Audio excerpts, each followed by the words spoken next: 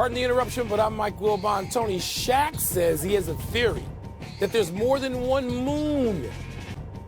And Tony Kornheiser, he's right if you include the one I press up against my window when the neighbors walk by. You talk about getting mossed, right? Isn't there a segment to get mossed? Remember Randy Moss when he did that? Yes, I do. No, I would never do that. I mean, but other planets have more than one moon. Have moons? Right? Sure. Okay. It's also possible that Shaq, when he said he was driving, saw a moon on his right and then saw a moon on his left. He might have turned around and gone the other way, and that's why that would have happened. Welcome to PTI, boys and girls. In today's episode, Ben Simmons is a bright spot. College hoops has itself a night, and Booger McFarland joins us for 5 good minutes. But we begin today with college football. The playoff poll released last night yielded no surprises. The top 5 remain the same. Now remember, this is a 4-team playoff this year, but in the future, the playoff will expand to 12 teams. So Wilbon, if it was 12 teams this year, would you be more excited than for the 4 teams this year? No, I don't want 12 teams at all. I mean, not in the foreseeable future, which means for me, I don't know, 10, 12, 15 years, I don't want 12.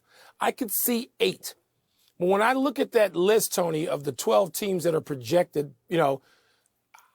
I'm looking at Penn State, no disrespect, which of course conveys some disrespect. No disrespect to Penn State, but they're not a playoff team.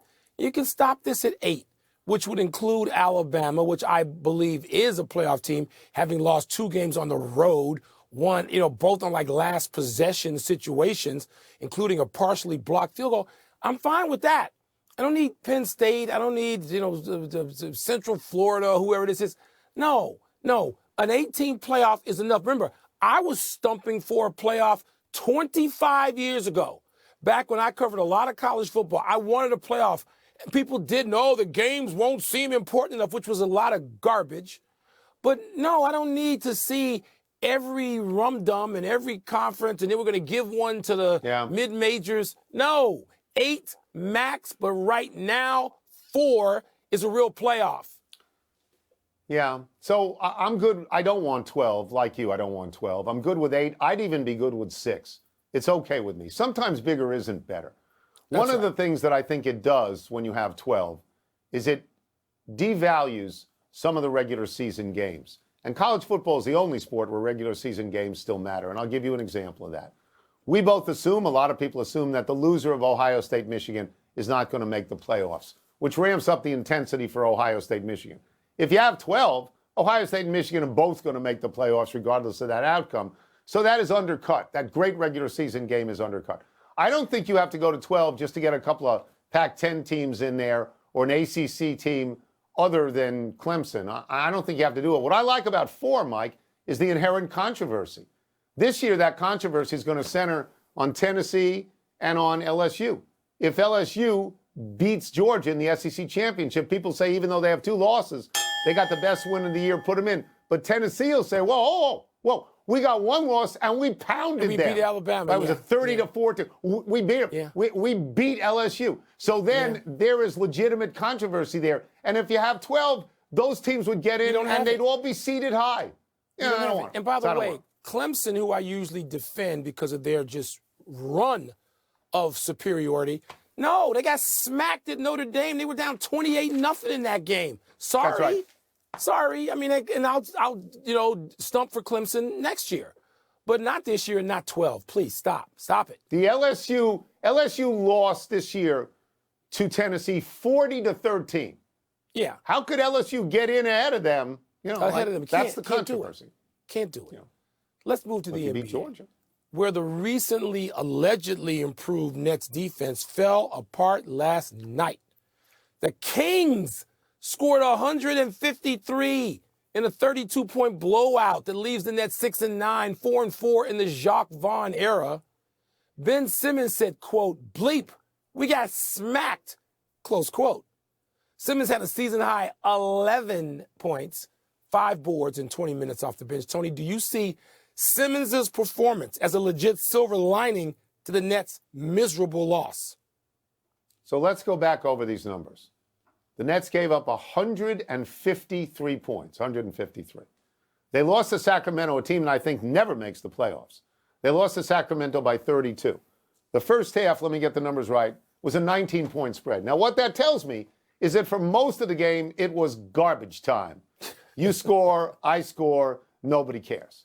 Ben Simmons goes and gets 11 points in 20 minutes of garbage time. Any eighth man or ninth man on any team in the league could do that and do better.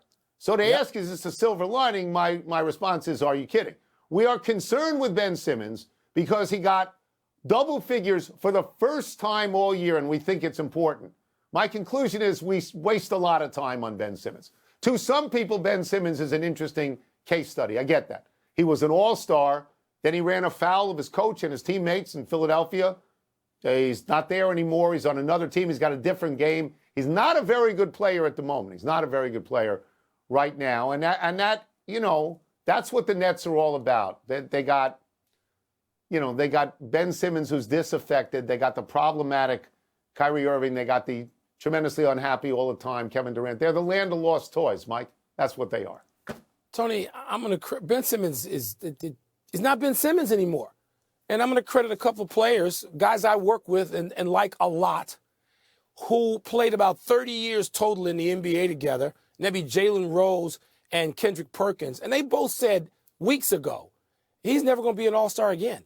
Whatever has happened there has fundamentally changed him. And at the time, people thought they were being harsh. No, they weren't being harsh. They just were ahead of it.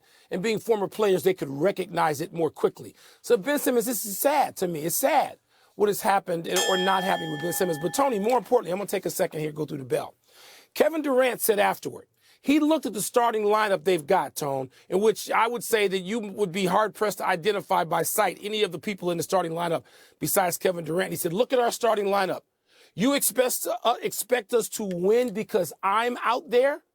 And by the way, this sounds harsh, and Kevin said going into this, I don't mean any disrespect, but of course, it was conveyed. And by the way, it was accurate. They're not going to win with that lineup out there. KD's right. He's averaging 30 points plus a game. I think 32 a game. Stop it. The Nets are dreadful. There's no more benefit of the doubt. There's no more big three. Kyrie may play Sunday. I don't expect him to go on a run. The Nets are in big trouble. And Ben Simmons is not the guy who was drafted first and we saw become an all-star and once averaged like 18 points a game. Now we're like getting happy because he scored 11 in a game? Man, they're in trouble.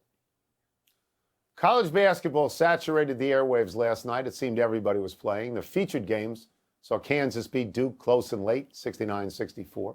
Unranked Michigan State upset Kentucky in double overtime. Wilbon, your school, Northwestern, played and won. My school, Binghamton, played and lost. Colgate beat Syracuse. And Louisville lost for the third time in a row by 1. What stood out to you? Well, Tony, obviously, my school winning at Georgetown in Washington. I couldn't be there last night because I'm out in L.A., and I'm kind of glad I wasn't there. I mean, I'm going to wear purple. You know who I'm going to root for. But one of my favorite people in my life of covering sports is Patrick Ewing, and he's, on the other end of that. So we're going to move on from that. What stood out to me, Tone, is Tom Izzo and Michigan State. They schedule these tough games. They win some, they lose some. They get ready for March. And that's what Izzo does, and I love that. I love Izzo. And, Tony, but the college basketball season is just a sliver. It's just shoehorned in. It really starts in mid-February and ends April 1st. It's a 6-week season. It's not what you and I became accustomed to. I feel bad. They should even start till December where they could get a lot of attention in a week or two, except World Cup's coming. I don't know what to make of it. Yeah. I didn't watch Duke and I didn't watch Kentucky because I can watch them anytime. I can't watch Binghamton anytime. So I made appointment viewing at 7 o'clock on a Big Ten network baby. To watch Binghamton, at Merrill. And then why do you take that game? You take the game for money and you take the game for exposure. And maybe somebody sees your school and they say, oh, that might be nice to go there. We were out of it early. I think it was like 12-2 and 18-6 and 37-13 or something like that. We lost by 24, but the second half, we were already down by 21, so we beat their subs. I was pleased. I was grateful to see my school on TV. Louisville's amazing, Mike. They've lost 3 in a row by 1 to Bellarmine, to Wright State, and to App State, which I thought specialized in football upsets. Something's wrong there. The last play of the game, 7-8 seconds left, the kid dribbles up. He's not going to throw it to anyone. He goes to the basket, banks it off. The shot goes in, but he got it off too late. If you're the coach, you say, son, what are you doing? What are you doing? Let's take a break. Coming up, Derek Carr wants everyone on the Raiders to care. We're going to ask Booger McFarland how to heal a divided locker room. We'll also ask him whether he believes the Packers hate them. Are back on track. Wildcats, my Wildcats, Chris Collins and the boys, 3-0. I'm just saying. Pardon the Interruption is presented by Crown Royal. Live generously, and life will treat you. Let's dig into some NFL issues with our great friend who you can see on NFL Primetime, Monday Night Countdown, beautiful golf courses around the country, like Bayonne. He's wearing that shirt now. Beautiful views of Manhattan. Mr. Booger McFarland. Booger, we're going to start with this with Derek Carr. Derek Carr praised his teammates who are making sacrifices for the Raiders. But he added quite emotionally, and this is a quote, "I wish everyone in that room felt the same way about this place," unquote. As a football player, Derek Carr seems to be speaking about a divided locker room. How do you heal a divided locker room? Well, first and foremost, Tony, you got to try to do it from the inside out. I think the fact that Derek Carr is at the podium talking about this lets me believe that he's already had this conversation on the inside, in the locker room, in private, and maybe that's not doing anything. And so now he's coming to the podium, and from what I understand, I don't know Derek personally, but he's an emotional guy. And for an emotional guy to get up there and act as if the world is ending because his guys aren't playing hard, to me, that tells me a lot about that locker room. Now, mind you, this is a locker room that a year ago, led by an interim coach and Rich Bisaccia, they seemed to be pretty together last year. So now all of a sudden, now you have the permanent coach in Josh McDaniels, and the locker room is broken apart. Now, you deduce of that what you may. I just know that something's not right out there in Las Vegas right now. Well, everything's been right in Philly until this week, obviously. The Eagles finally lost. You were on a Colts team, of course, Booger, that was 9-0 before losing. I know there are some people that say, well, losing can free you up, take off some pressure. Did you believe that then? Do you believe it now? Do you believe it's not that big a deal for the Eagles to lose that one game? Well, I don't think anybody's trying to intentionally lose, but I will equate it to this, Mike. As someone that's got 2 kids, you want your kids to fail a little bit, right? Like you want them to be disappointed every now and then just to see how they're going to react. I know that's what I want. I want to be there to see and coach them through the failure, coach them through the disappointment. It's got to be very similar to that in football. Like you want a team to know what defeat feels like. That way, when you get in those clutch moments, those key moments, you know if you don't perform, you know what it's going to taste like. So, yeah, I don't know if anybody is trying to intentionally lose, but I do think if you're head coach Nick Sirianni right now, you got this team's attention. Hey, we can't just go out there and roll the Eagle helmet out there and everything is going to be okay, because quiet as it's kept, they got manhandled by the Commanders up and down that field on Monday night. So hopefully they learn from it. One team that had more than a couple of disappointments, of course, was the Green Bay Packers. They had 5 losses in a row. But then after looking done, Booger, they go out and they beat the Cowboys. Was what you saw from that Cowboy game sustainable? Or was that just a one-time spike right now for the Green Bay Packers? I'm going to do the thing that you're not supposed to do on TV. I'm going to just say, I honestly don't know. But we're going to find out really soon. And here's what I mean by that. They played bully ball with the Dallas Cowboys. 200-plus rushing yards. Aaron Rodgers only threw the ball like 20 times. Like, they lined up and played bully football. Well, guess what? They got to play the ultimate bully on Thursday night in the Tennessee Titans. Sounds like they're going to get their quarterback, Ryan Tannehill, back. And the team that has Derrick Henry is going to line up, and they're going to run it down your throat. And so we're really going to see if the Packers are committed to playing bully football, because if they're not, Mike Vrabel and his Tennessee Titan team, which is the ultimate bully in football, they bullied everybody. If Green Bay's not committed to that, then we'll find out really, really quick. But if they are, and they can sustain that, I do think that's the way that they can win, because they're built to run the football with those 2 really good backs. The offensive line, the receivers aren't developed, even though we saw what Christian Watson did the other day. They haven't developed fully, so they're going to have to play bully football, but we're going to find out a lot on Thursday night against the Titans. So we'll get you out of here on this. Obviously, last week, the Buffalo-Minnesota game was terrific, memorable. The end of it, the overtime, just terrific. Yeah. Buffalo plays again this week. They play against the Browns at home. There is a forecast for 3 to 6 feet, not inches, 3 to 6 feet of snow for that game? Probably shouldn't ask you this because you live in Tampa and you grew up in Louisiana and you don't know what snow is. But if you were in that sort of situation as a player, would you rather play or would you rather postpone that game because of terrible, odd weather conditions? Oh, you're definitely asking the wrong guy. Listen, you're talking to a guy that doesn't want to play golf if there's not a 5 in the first number, okay? Maybe sometimes even a 6. It's got to be a 6 for me to get out there and play. But yeah, listen, we always talk about football weather, and you see the breath coming from everybody's mouth and all that. Like, nobody wants to play in the cold weather, but that's how football is played. Now, here's what I will say. If they can't get all the snow moved and there becomes a safety issue for the fans and for the people getting to and from the game, yeah, you're going to have to make some adjustments. I've even heard Detroit thrown out where the game could be played in Detroit.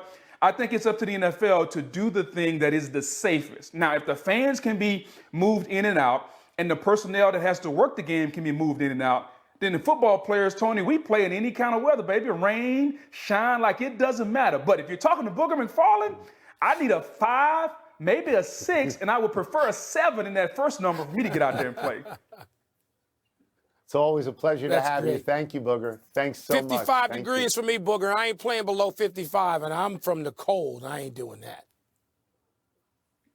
I love it, Mike. I really appreciate that. Hey, I'm the same way, buddy.